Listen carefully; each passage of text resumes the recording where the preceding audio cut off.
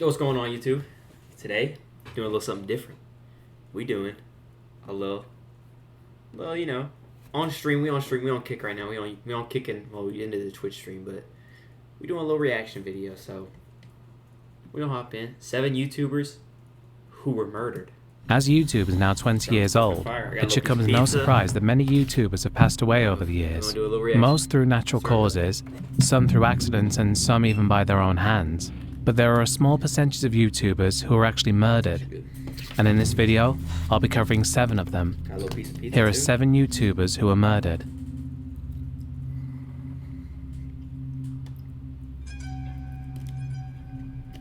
Messi Maya. Messi Maya, whose real name was Anthony Barr, was a 22-year-old YouTuber and aspiring rapper from New Orleans who operated the YouTube channel The HHGZ. He gained local fame for his flamboyant style, neon-colored hair, and unfiltered street videos. In his uploads, he roamed the 7th Ward with a camera, making sharp jokes and mocking strangers. Look at this nigga right here. He feel like a pearl. Sharp jokes and mocking strangers. Hey. Look at this nigga right here. He looks pretty. Feel like a pearl egg, bitch. A pearl egg built bitch. No indeed. Not you, miss. I ain't talking about you, miss. I was talking about that man over there. I just dropped fucking pizza sauce now, on my white shirt. We're gonna talk about now. If you're 50 years old and you still wear braids, bitch, you need to be shot. Nah, I am sitting in Chick-fil-A. Look like fucking Allen Iverson. That lady booty right there is shaped like a box of chicken. Sitting in no racism. Chick-fil-A. No, I don't like that. Alright, man. That lady booty right there is shaped like a box of Chick-fil-A. Ooh, is it? Baby, when I tell you that whole hairstyle over there is giving you a moving mountain, bitch. His roasting style made him a cult figure in New Orleans, but also drew anger from people he targeted. His catchphrase, "Now who gonna pop me?" was both a taunt and a challenge. No. Privately, Barr hinted he knew his lifestyle carried risks. He'd spoken about young men in his city not living long, and once warned a friend on Facebook, adding the ominous, quote, "I'll be there soon." He told some friends he might move to Houston to get away from the trouble. On November 14th, 2010, Barr attended a baby shower for his unborn son. As he left the gathering that night, someone ambushed him in the street and opened fire. He was shot multiple times at close range and fell to the ground, bleeding heavily. As he lay dying, someone tried to get help, while another person filmed him with a phone. A graphic photo of his body face down in a pool of blood appeared online within minutes. Many of his fans learned of his death when they saw that image circulating on Twitter. The killing became a trending topic that night, and Barr's videos received a surge of views from people curious about him. The next week, police arrested 24-year-old Jason Hamilton and announced the case solved after Hamilton confessed. But as his trial approached, a court worker revealed she had seen a video of the shooting posted to YouTube. The video had since been removed, and prosecutors dropped the charge temporarily to find it. Further investigation proved Hamilton had an alibi and was nowhere near the shooting. His lawyer said Hamilton, who had bipolar disorder, gave a fake confession while off his medication. After 3 years in jail awaiting trial, Hamilton was released and the charges were dropped. The real killer has never been identified, and the case remains unsolved. In the years after his death, Barr's videos continued to circulate. Then, in 2016, his voice appeared at the start of Beyoncé's hit song, Formation. What happened at the New Orleans? What happened at the New Orleans? Made it in a Beyonce music video? Because, bitch, see, everybody have their own side of the bed. And, bitch, y'all ain't get my side. That's what I'm saying. Y'all ain't get mine. The music video included imagery tied to New Orleans, connecting the song to Barr's persona. While the sample introduced him to millions who had never heard of him, it also triggered a legal dispute. In 2017, Barr's family sued Beyoncé for $20 million, claiming she used his voice without permission or compensation. The lawyers argued the brief clips fell under fair use and required no payment, but a judge refused to dismiss the case. It was settled out of court later that year, with the terms undisclosed. That's crazy. Was like actually asking people to get shot Tamisha making Yvette fun of Ridge, people. known on YouTube as Then he Misha sued Boo, Beyonce for built using a a following clip of with his voice. I mean, easy-to-follow you gotta fashion hustle, but, like, tutorials why? and DIY videos, and had grown her channel to roughly 140,000 subscribers. She was also a mother to 3 children and ran an online fabric store where followers could buy the materials she used to craft her designs. Behind her online creativity, Ridge had survived an abusive, on-again, off-again relationship for about 10 years with Demeshlo Green, the father of one of her children. Despite a restraining order and her efforts to move from Los Angeles to Sacramento to escape him, Green bombarded her with threatening calls and texts when she broke things off again after reconciling briefly 5 years later. In mid-May 2014, Ridge had uploaded her final video on May 13th. The next morning, Green flew in from Texas and made his way inside her Sacramento apartment through an unlocked door. Inside, Ridge was sleeping in her bedroom with her cousin asleep on the couch and her children elsewhere. Green went straight to her bedroom and shot her at close range, reportedly with a shotgun, striking her in the face and killing her instantly. Her cousin never heard the gun go off. By the time she realized what had happened, Ridge was already dead. After the shooting, Green fled but turned himself into police about 5 hours later, admitting to the crime. The first trial ended in a hung jury. Green claimed he only wanted to talk, saying the gun went off during a struggle involving Lee Williams, a man sleeping in Ridge's bed with her. Prosecutors maintained he entered armed with a sawed-off shotgun and confronted them. That trial stalled when jurors couldn't reach a verdict. A second trial took place in 2018. Let's pause and talk about this. Because for real, there's like a point where like, if something happens like that, even me, I swear to God, even me, I can talk on this. If something happened like that, there's a snap. Like there's a snap. You don't think. You just strictly act on impulse. And if you walk in and like someone's cheating on you,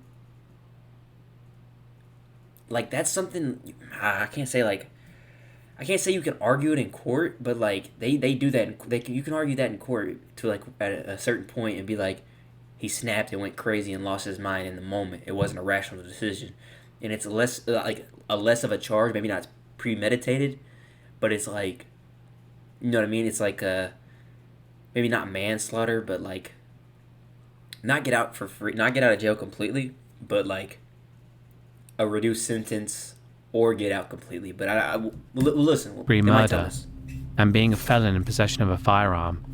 By June of that... Okay, if I let it go 5 seconds, then we understand that this dude is a felon with a firearm, meaning everything I said is invalid, and let's just throw that shit out the window. Felon with a firearm, murder. He was sentenced to 75 years to life in prison. In the immediate aftermath, Ridge's channel and the way she was killed shook both fans and the YouTube community. Her mother described Green as abusive and unpredictable, revealing she didn't know he was crazy. She and others decried how dangerous Ridge's situation had been, especially given that her children were in the apartment when she was killed. Tamisha Ridge's career was tragically cut short. She was performing for hundreds of thousands of followers online, teaching them skills and building a brand, and raising her children, all while trying to break free of a violent relationship. Her final video went up mere hours before her ex-partner walked into her home and killed her in cold blood. Too, yeah, what the fuck, I'm tweaking. I'm sorry, everyone I offended. He was an ex too, and he was a felon with a firearm. My bad. We're climbing. Oh, what is this? This looks recent. Down the mountains. Really good quality. Oh, it's a beautiful that's a beautiful place too. Are you serious?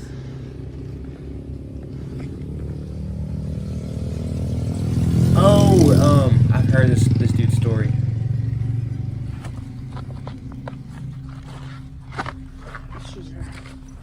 I think I've heard this dude's story before. I'm not gonna spoil it if y'all don't know. Yeah, I know this one. Go first. I'm not gonna spoil it. I'll let it play. Yeah, I know. This one's sad Elliot too. O'Neill Eastman was a 26-year-old American YouTuber from Vermont, living in Cebuco in the Philippines. He'd built a small but engaged following, documenting life in one of the most dangerous corners of the country. He framed himself as the first and only foreigner to live long-term there, offering videos on local customs, weather, food, and even admitting in live streams that he felt unsafe and that his life was at risk, in what he described as a literal red zone. Beyond vlogging, Elliot had been lending money to locals at 20% interest. He didn't just quietly lend either. He discussed it on camera.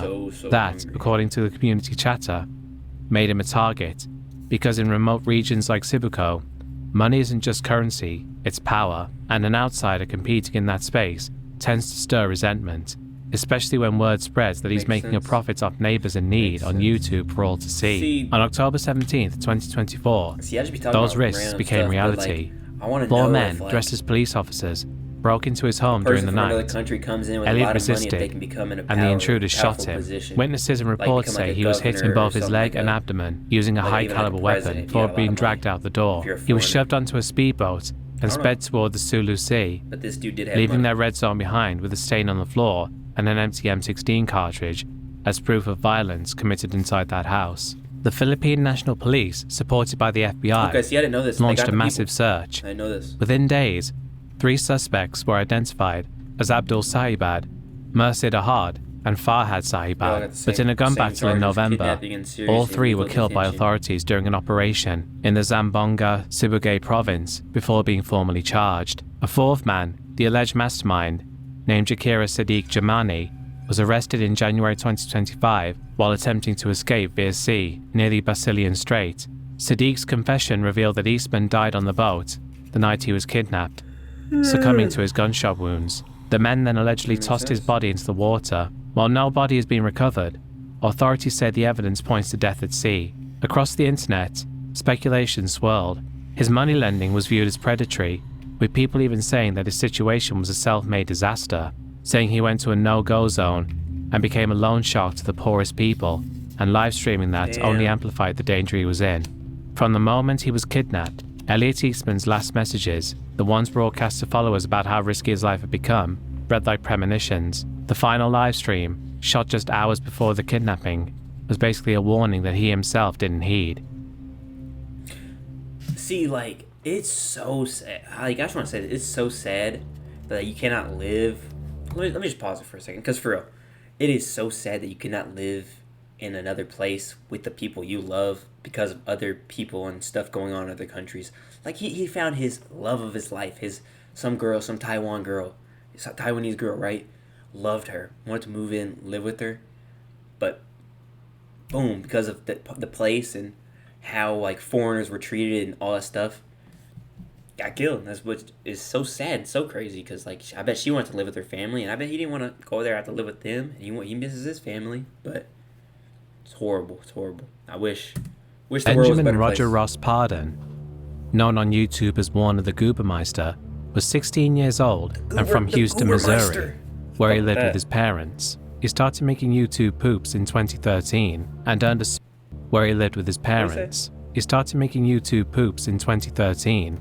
small following over the years. One of his most viewed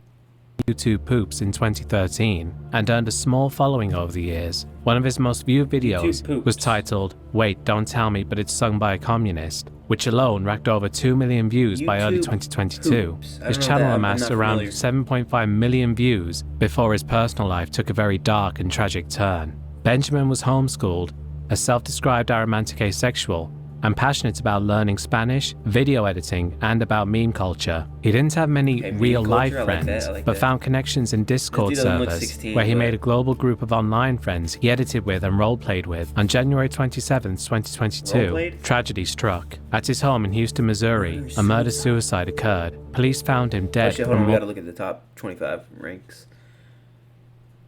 Texas, Penn State, Texas number 1, Penn State number 2. Oh, playing in Penn State is gonna be fucking crazy. In a whiteout, Penn State whiteout.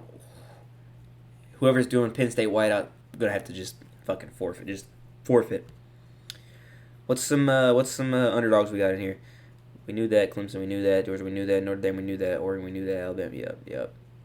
Arizona State, Illinois. Whoo, South Carolina. Kansas State.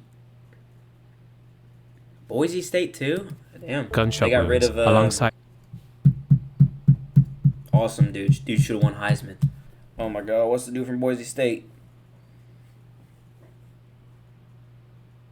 I can't unpause the video until I figure this out. Who played at Boise State? Deborah Pardon, and his father Gregory Pardon, who had taken his own life after shooting them. Once the news emerged, online communities responded in shock. The comments under his last video were filled with simply stunned sorrow. fans grappling with the reality that such a young and promising creator could have died in such a horrible way. Who was the running back from Boise State that should have won Heisman last year? Please, if you get to this point, please leave it in the comments. Like, actually, please. Thank you. Christina Grimmie started uploading to YouTube in 2009 on the channel Zelda X Love 64. She would upload song covers that would quickly go viral and give her enough momentum to take part on The Voice in 2018, I'm sorry. I'm not even paying attention to where chat. she finished third, and she would continue releasing original music while touring and still posting content online. By mid-2016, she had built herself a national fan base and a steady post-Voice career. On June 10th, 2016, she performed with Before You Exit at the Plaza live in Orlando and stayed for a meet and greet with her fans. Security at the venue checked bags, but did not use metal detectors or pat-downs, something that would have disastrous consequences, as one of the fans in attendance had nothing but deadly intentions for Christina. Kevin James Loibel, who was 27 and from St. Petersburg, Florida, had traveled specifically to confront Christina. According to police, he'd brought 2 handguns, loaded magazines, and a large hunting knife. He got in line with the rest of the fans, stepped forward at the table, pulled his pistol, and shot Christina multiple times at point-blank range. Her brother, Marcus, tackled him and drove him back, but during the struggle, Loibel turned his gun on himself and died at the scene. Christina was rushed to the hospital, but pronounced dead shortly after. Investigators tried to... You see what I'm finding out? Like these YouTubers, they're going out crazy. It's not like sad deaths. It's like fucking murder, suicides. Like, this dude went to go kill this girl and killed himself. Like, it's not no normal deaths. It's like...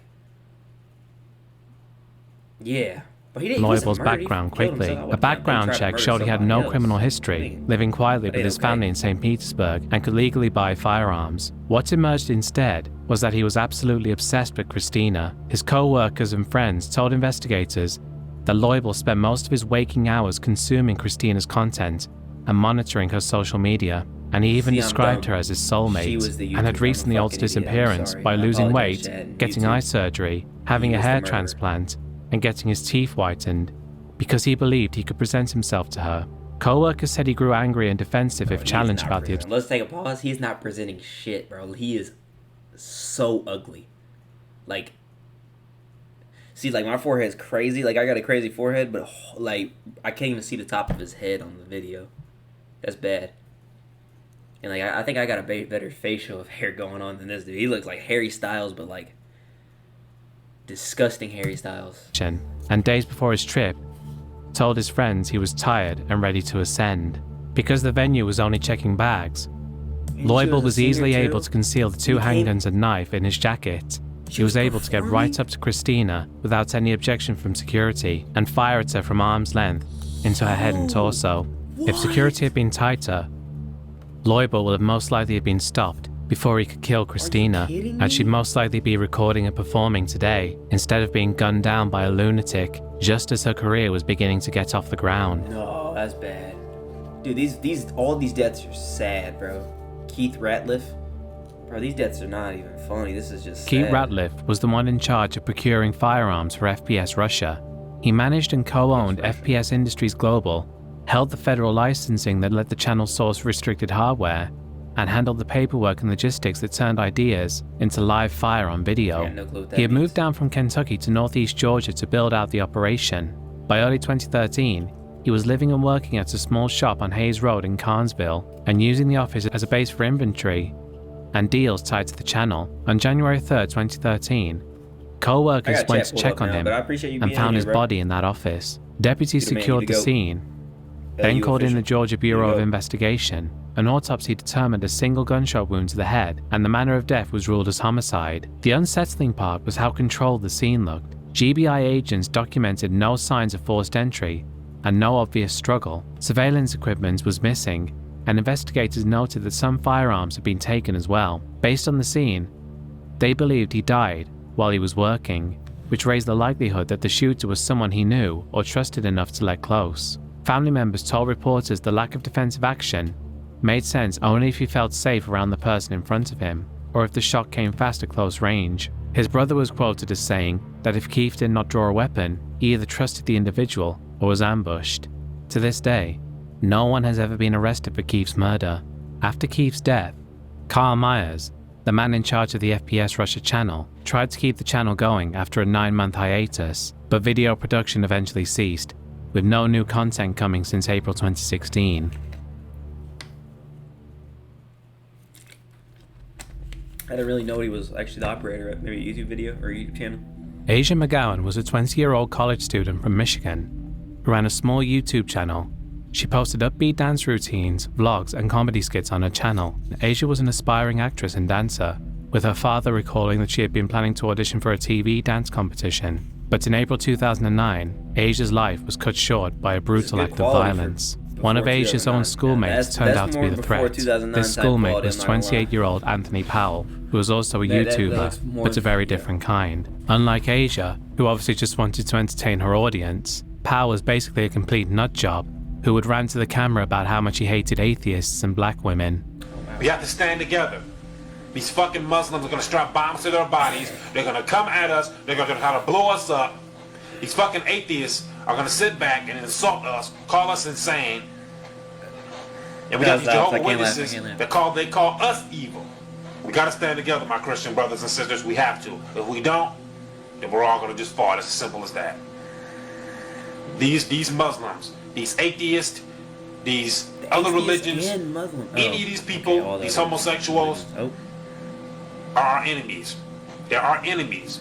And we have to stand against them and take them down. The fairy tales of evolution is entertaining, it is satire, and this comment is the funniest comment ever. And he had a particular hatred for McGowan, as she was an African-American woman who also just happened to be an open atheist. In fact, he had apparently become so obsessed with her that he had been stalking Asia through both her YouTube and even her Facebook before things escalated. For Asia McGowan herself, the harassment... This girl looks like an actor I've seen before in a movie. Swear to God. Almost identical, but I cannot remember what movie. ...came impossible to ignore. Powell's toxic videos appeared to inspire some of his viewers to bombard Asia's YouTube page with vicious comments. And about a week before the incident, she posted a video addressing her YouTube haters directly. Hey, what's up? I was thinking Halloween, but it's not Halloween. It's a newer movie. Okay, this don't go out to all the Legs, or maybe YouTube Weapons. people. It goes out to just about YouTube Newer scary haters. movie. Yeah, so finally paid attention to you. Let me know. But anyways, not to sound all like, you know, but for real though, like for the people that just felt like they had to come on my page and hate and think that they were going to get like some comments back from me, well, you thought wrong. And I just feel like it's stupid to leave messages on people's pages when you don't even have any videos on your pages and your page is blank, and you think that you just hate on mine. I mean, so yeah, that's the truth though. I just want to take you you ain't got to no school videos a and you bit. ain't showing your face. Exactly. When you hate, you feel as if you're here, and she ruined it. The other person is down here. And when you hate, this is what you do: bringing the other person up, and you bring yourself down because you hate, and then you making that person look famous, and you just bringing a lot of spark to them. She's still talking true, but that why you? That don't make any sense. That just go against logic, for real though. So anyways, though, on my page, it just felt like you had to say off. No, seriously, like people just checking my page out and then scroll down. You gonna see good messages because you know you got some real good people out there just like watching people having fun on videos. Who's true? But then as you scroll down, you just scroll down and you tap and you just see all these BITCH, and I ain't trying to cuss the family around, just saying all this crazy stuff. So yeah, don't hate, congratulate, because I'm like a now and later.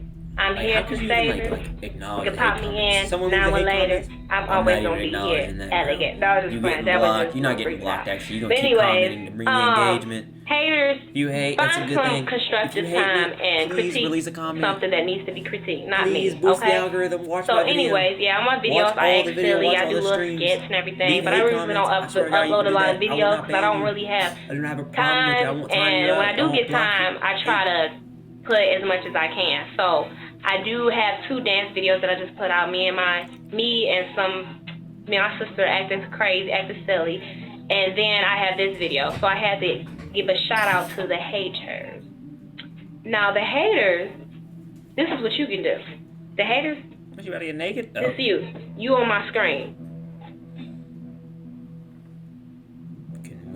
bounce off the stream and bounce off my page. And for the people that like what I'm doing, stay right here. We all cool. That's what I'm talking about.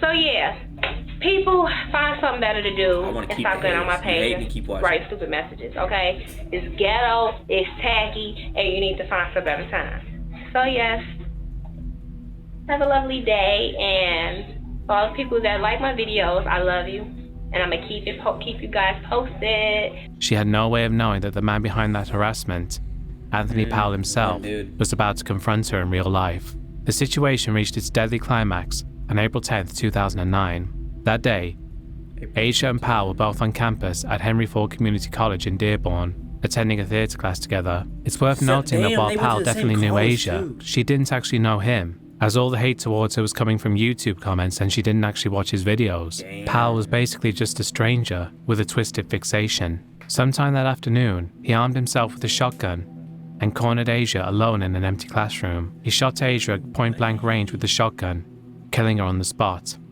He then turned the gun on himself. By the time the police rushed in, it was too late.